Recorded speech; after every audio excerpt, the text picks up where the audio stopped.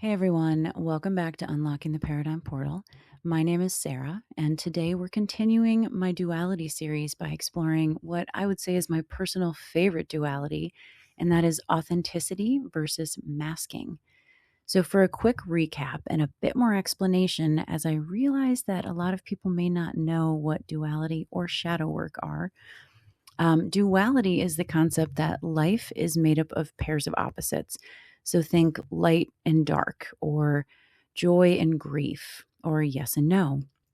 And it's the idea that we experience the world through contrasts and opposites, and that growth usually, always, happens in this messy middle in between the extremes. So, duality invites us to explore both sides of any story and not to judge one as good and the other as bad, but to recognize how each side really shapes who we are and what we believe and how we move through the world. And this ties directly into what is my all time favorite topic, and that is shadow work. So, for those who don't know, shadow work is rooted in the psychological theories of Carl Jung. So, Carl Jung was a Swiss psychiatrist and psychoanalyst, and he began developing these ideas about the shadow. And I'm doing my fingers in air quotes in the early 20th century, and he described the shadow as the parts of ourselves that we repress, deny, or hide, like traits, desires, or emotions that don't fit what you feel your ideal self-image is. And according to Jung, these hidden aspects don't just disappear. Instead, they end up getting shoved down into the shadows inside of ourselves, and then they influence us from under the surface, whether we're conscious of them or not, and usually not. So, shadow work in and of itself is this process of becoming aware of these hidden parts and then bringing them into the light and integrating them rather than ignoring them or battling them, because they are also parts of you. And Jung believed that if we take the time to acknowledge our shadow, you become whole, you become authentic and very self-aware. So, it's really this process of exploring these hidden, unacknowledged parts of ourselves, beliefs, fears, desires, wounds, all the things that we push away and deny. And it's really shining a light on the inner shadows so that you can understand them, heal old patterns or repeating patterns, and become more whole. So it isn't about fixing what's wrong.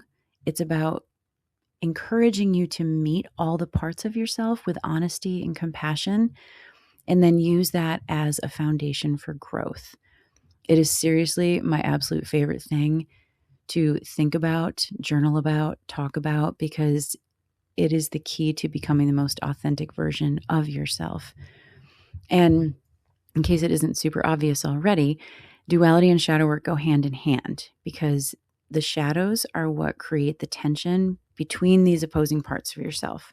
So think of it like a pendulum, and you've got all the one, I can't think of what it's called, the one with all the balls, and you pull one on the one side and then it smacks into them and they keep going. You are all that entire spectrum. And unless you realize how all the parts work, you're really living in this fractured state. So when we only try to live in that light side of the duality, like always being good or strong or brave or whatever it may be, you end up pushing away the parts that don't fit into that image. So this is a practice of really getting curious and exploring those hidden and rejected parts and understanding that we're made of both. We're made of the light and the dark, the strength and the vulnerability, clarity and confusion.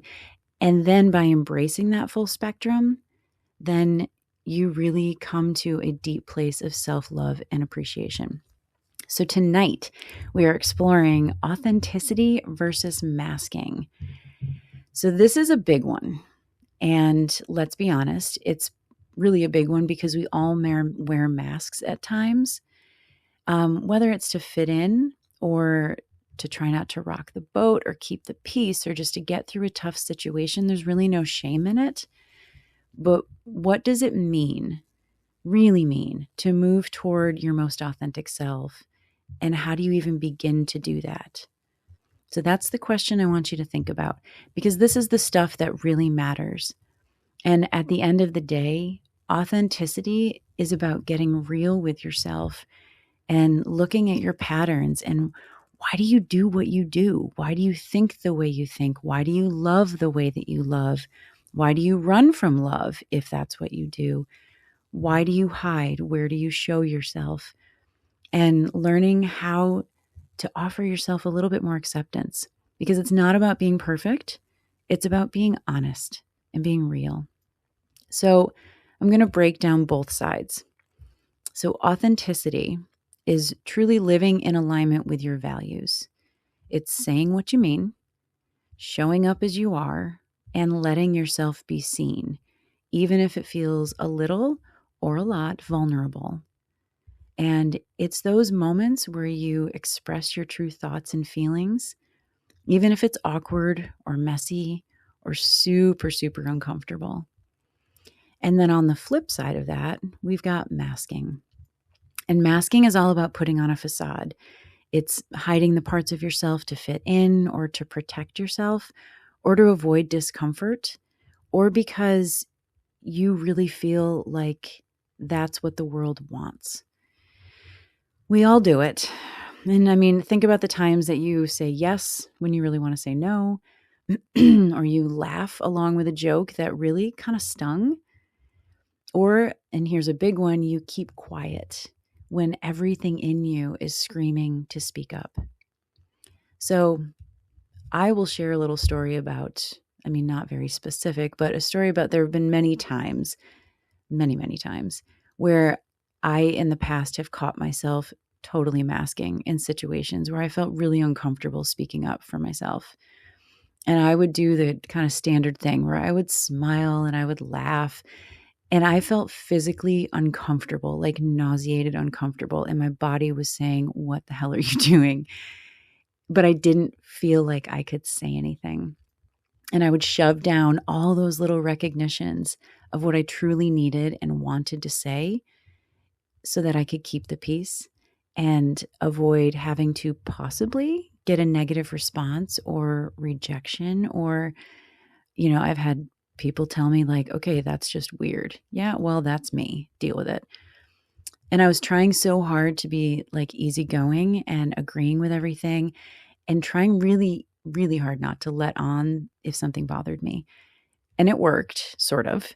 But afterwards, I would always feel deflated. Deflated? That's not even a word. Deflated and defeated. I just merged the two. We just made that one. And I would feel really disappointed with myself.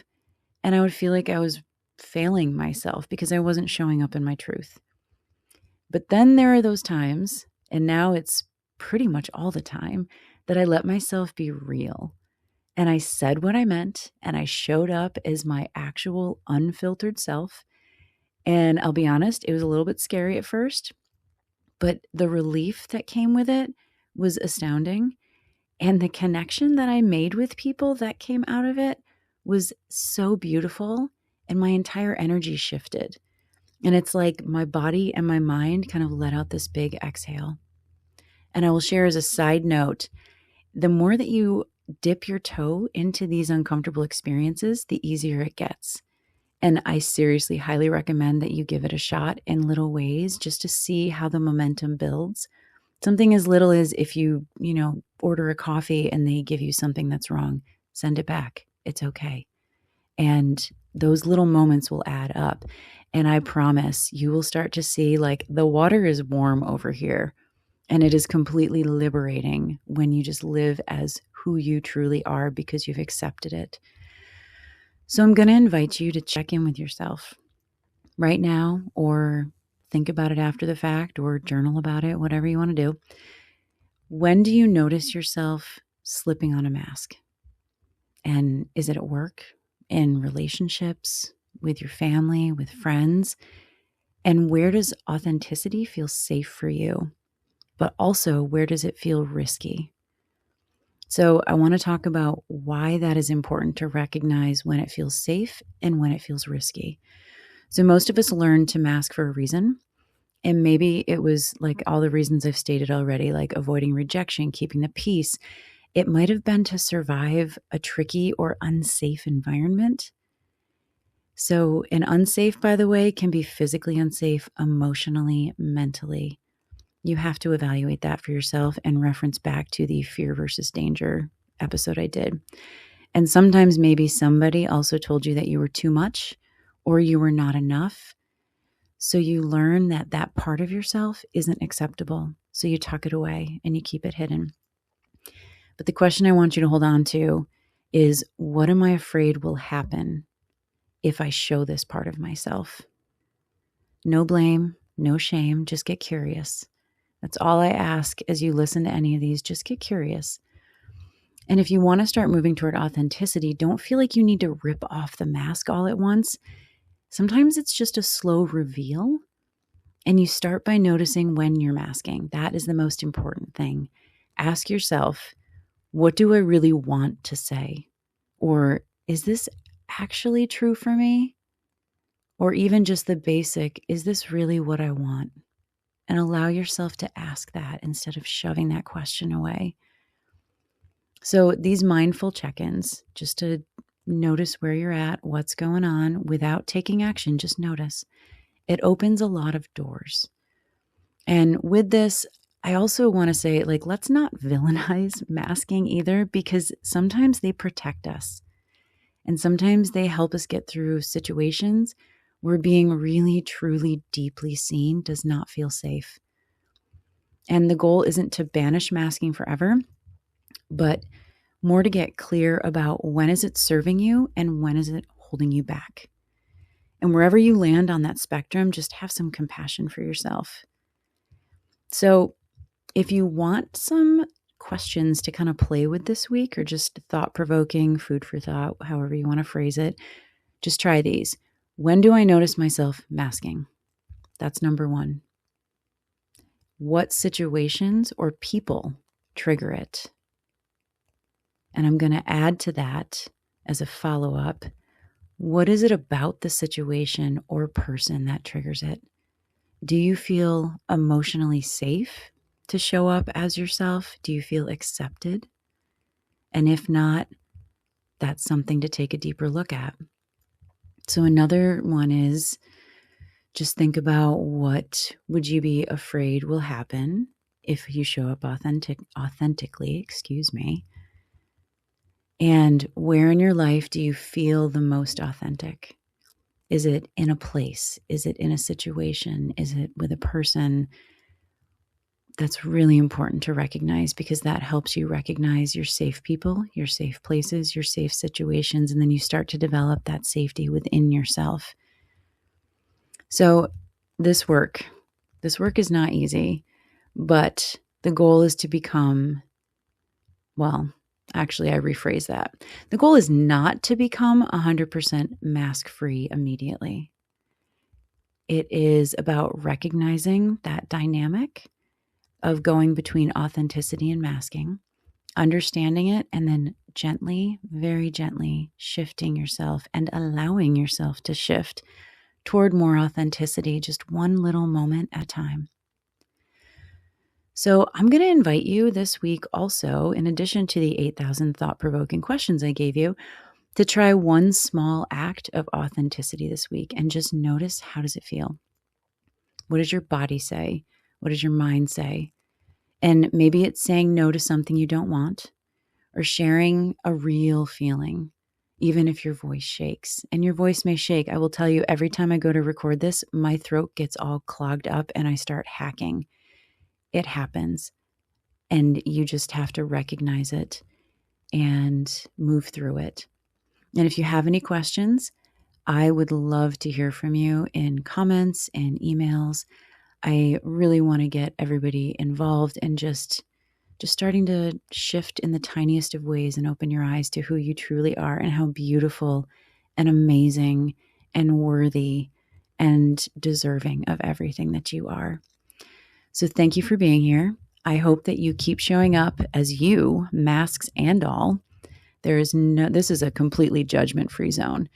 And I will see you tomorrow when we will dive into the duality of discernment versus judgment.